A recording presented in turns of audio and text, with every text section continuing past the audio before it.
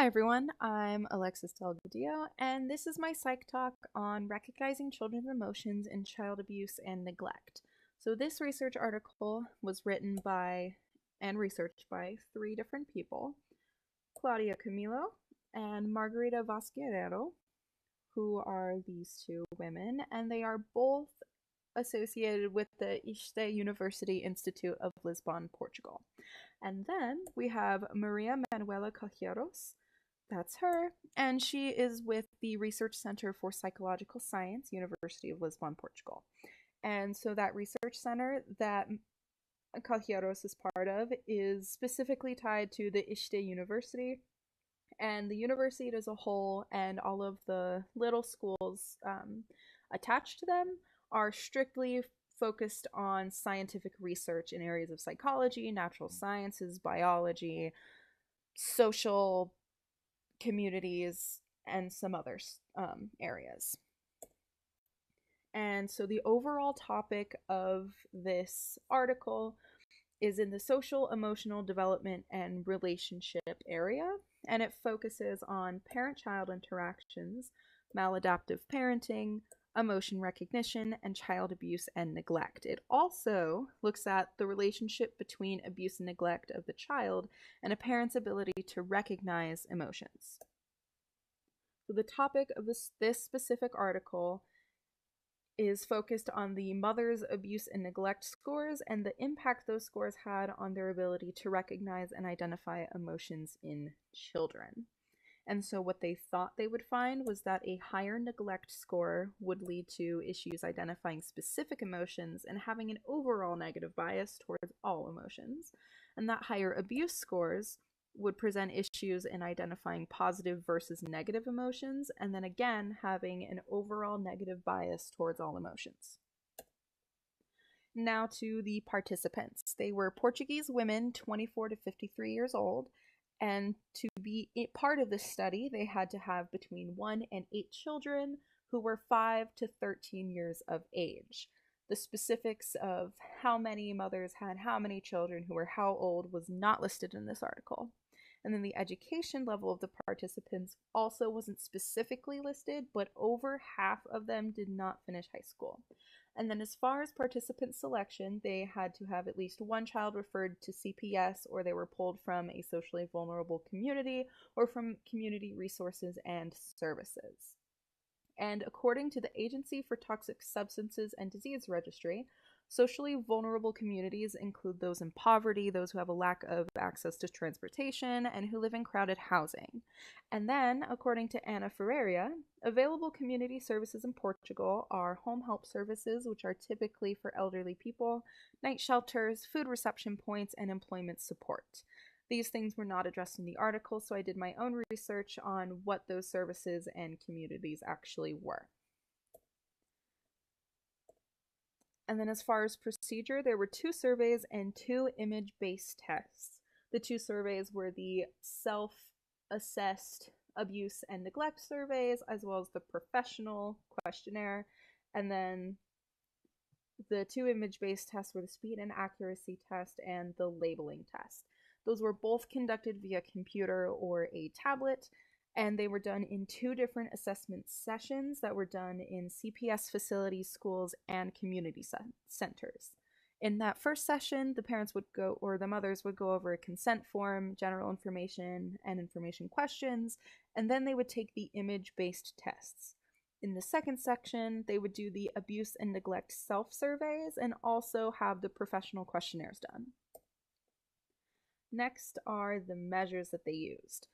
So for the self-reports, there was the neglect and abuse reports. For the neglect self-reports, they had 4 sections: emotional, cognitive, physical, and supervision, each with a rating scale of 1 to 4, 1 being never, 4 being always.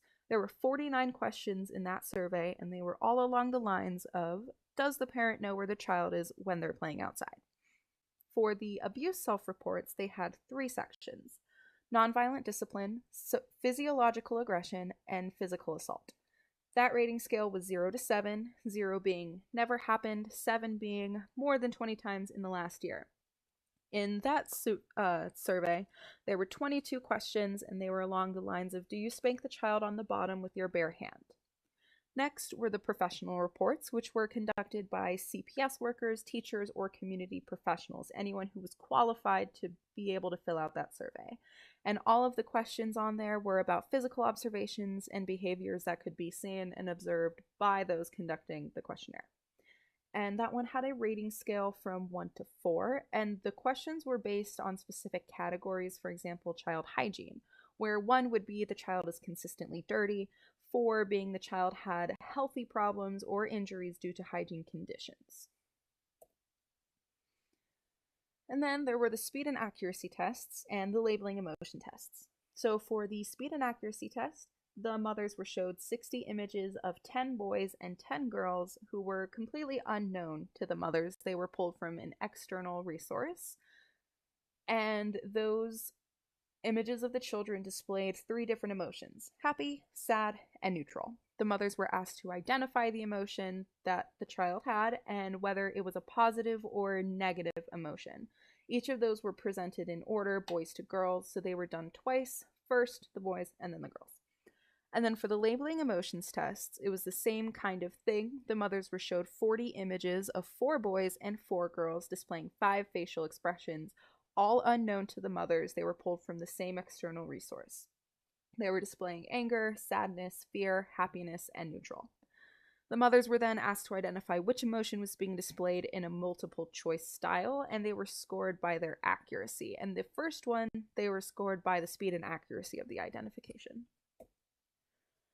And then we've got the results of this research. So for the speed and accuracy test, overall, mothers were quick and accurate with their identification of emotions, and the mothers who had a higher self-reported abuse score had slower and less accurate identifications, and mothers who were rated by the professional scores as being more abusive had slower and less accurate identification of what is a positive and what is a negative emotion.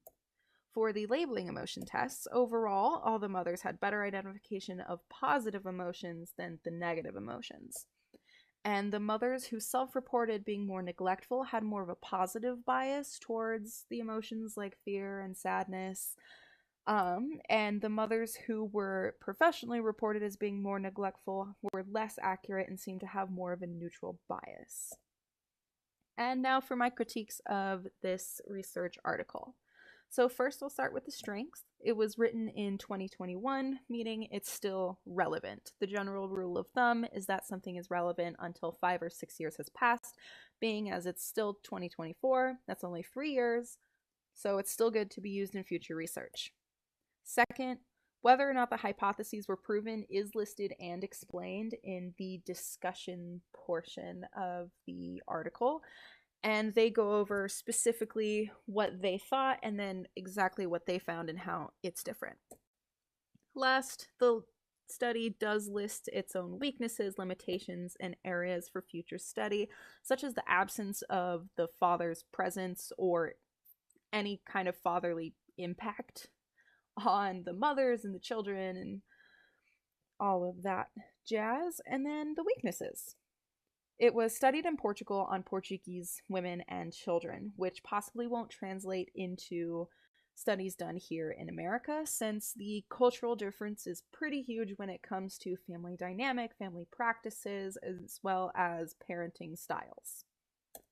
Second, the mother's income, number, and ages of children, and the relationship with their fathers are not recorded.